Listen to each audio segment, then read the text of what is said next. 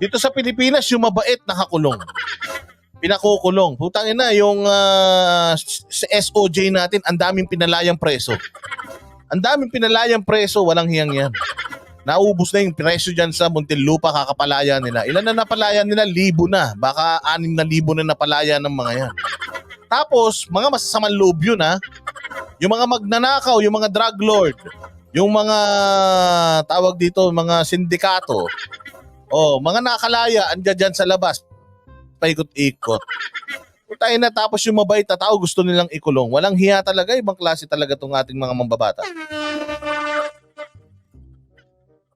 Sobra kapal ng mga mukha ng mga ito. Alam mo, dapat ka nakatira kayo sa Bilibid dahil doon kayo naman dapat na Tama, yung mga kawatan nakalaya. O hindi ba, yung mga kawatan nasa laya, yung mga magnanakaw nasa laya, yung mga drug addict. Yung mga kapitbahay namin nagsitabaan na nung panahon ni Duterte, ngayon ang papayat na naman. Yung mga pulis nung nakaraan, nung tumalon yung bata sa tubig, pinagbabaril, patay. Lahat yan nasa laya. Tapos po yan, ito si pastor, mantakin mo pastor, saan ka makakita ng pastor na kinulong?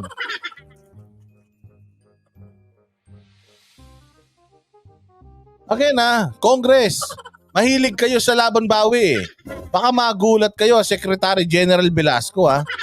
Baka magulat po kayo ha, pumunta dyan yung 7 million. Ikaw din ha? Sige, dito sa Pilipinas, kakaiba na talaga sa bagong Pilipinas.